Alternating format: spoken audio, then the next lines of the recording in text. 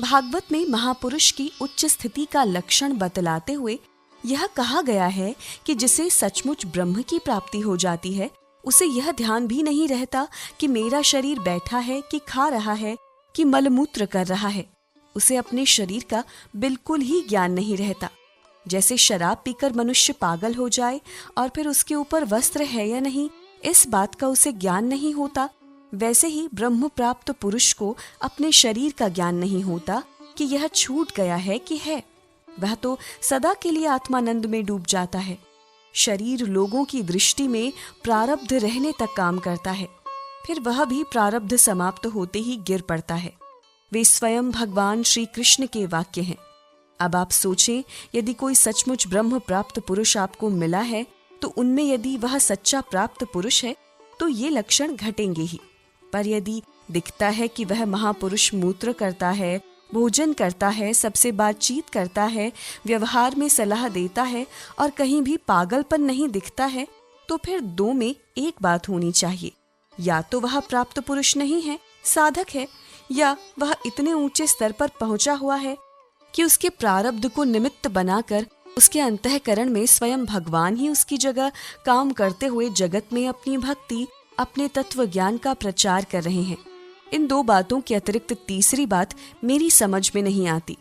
या तो उनमें कमी है या वह इतना ऊंचा है कि स्वयं भगवान उसके शरीर रूप खोली के अंदर से काम कर रहे हैं। देखिए, आपने भगवान को देखा है? नहीं देखा है, पर फिर उन्हें मानते क्यों हैं? इसलिए मानते हैं कि संतों ने उन्हें देखा है और शास्त्र कहते हैं कि भगवान है। अतः उन्हीं शास्त्रों की यह बात है कि संत, असली संत का स्वरूप ऐसा ही होता है।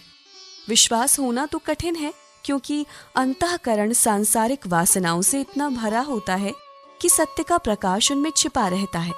पर सच मानिए, जिस दिन आपका अंतःकरण तैयार हो जाएगा, अर्थात संसार से बिल्कुल उपरत हो जाएगा, उस दिन संत में ही नहीं, आपकी जहां दृष्टि जाएगी वहीं एक भगवान ही भगवान दिखेंगे। पर अभी तो जो आपको दिखता है उसी को लेकर आपके प्रश्न पर विचार करना है। अस्तु, आपको जहां संत दिखते हैं, केवल वहां ही नहीं, जहां यह घड़ी दिखती है वहां भी श्री भगवान हैं और पूर्ण रूप से हैं। आप में, मुझ में, इनमें और सब वस्तुओं में हैं। आप में, इनमें, हम में प्रकट नहीं है, यहाँ छिपे हुए हैं। यही भगवान जहां आपको संत का शरीर रूप खोली दिखती है, वहां प्रकट रहते हैं। अवश्य ही इस बात को समझ लेना थोड़ा कठिन है, क्योंकि वास्तव में इस बात को बताने के लिए कोई दृष्टांत नहीं है। पर ऐसे समझने की चेष्टा करें कि जिस दिन श्रद्धा हो जाएगी, उस दिन तो यह घड़ी ही भगवान बन जाएगी। दीवार, खंबे सब भगवान बन जाएंगे और प्रहलाद की तरह फिर सब में भगवान के ही दर्शन होंगे। यह तो श्रद्धा की बात है, क्योंकि इन चीजों में भगवान प्रकट नहीं है। पर जहाँ प्रकट है वहाँ श्रद्धा की आवश्यकता नहीं होती। वहाँ जरूरत होती है केवल देखने की, संपर्क में आने की। घड़ी देखने से अपने को भगवान की अनुभूति नहीं हो सकती, न घड़ी आपका कल्याण ही कर सकती है। पर संत को देखने मात्र से ही, संपर्क में आने मात्र से ही आपको भगवान की अनुभूति होनी आरंभ हो जाएगी और संत का दर्शन आपका कल्याण कर देगा, क्योंकि वहाँ भगवान प्रकट हैं। जैसे आग इस कलम में भी है, इस चौकी में भी है और हमारे शरीर में भी है, पर फिर भी संध्या होते ही हमें ठंड लगेगी ही।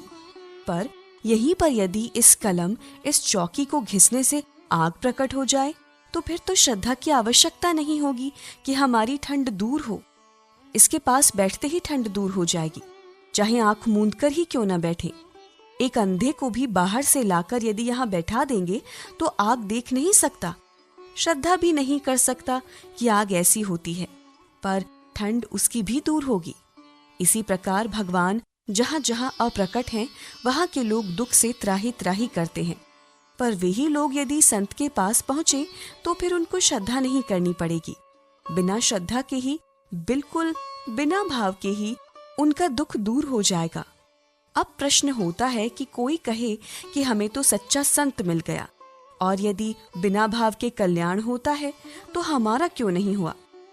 हमारे मन में अशांति क्यों है? हमें दुख क्यों है? तो इसका उत्तर ये है कि आप सचमुच ही संत के संपर्क में नहीं आए, नहीं तो कल्याण हो ही जाता। श्रद्धा की बिल्कुल ही आवश्यकता नहीं है, आवश्यकता है केवल संपर्क में आने की। आप नहीं आए इसलिए आपका दुख नहीं मिटा। संपर्क में आने का अर्थ है कि आपका मन, आपकी पांचों ज्ञानेंद्रियां एवं बुद्धि तथा शरीर सब के सब उस संत से जुड़ जाएं, बिना भाव के ही जुड़ जाएं। फिर देखो, एक क्षण में ही आपकी सारी अशांति मिट जाएगी। आप एक ऊंचे साधक से भी जुड़ सकते हैं, पर यदि वह भगवत प्राप्त पुरुष नहीं है तो उससे जुड़ने पर यद्यपि इस रूप में भी भगवान है, आपका कल्याण बिना श्रद्धा के नहीं होगा। किंतु सच्चे संत महापुरुष के बिना जाने, बिना पहचाने, बिना उन पर श्रद्धा किए पूरा पूरा उनसे जुड़ जाएं, तो फिर निश्चय ही उसी क्षण कल्याण हो जाएगा। संक्षेप में बात यह है कि श्रद्धा होना और जुड़ना, संपर्क में आना दो वस्तुएं हैं। किसी में श्रद्धा होना एवं उससे जुड़ना, ये दो क्रियाएं हैं। इसे ऐसे समझें, कल्पना करें, यहाँ दो व्यक्ति बैठे हैं। एक सदाचारी साधक है, दूसरा भगवत प्राप्त महापुरुष है। अब जहाँ वह साधक आपको दिखता है, वहाँ भी असल में भगवान है, पूर्ण रूप से है।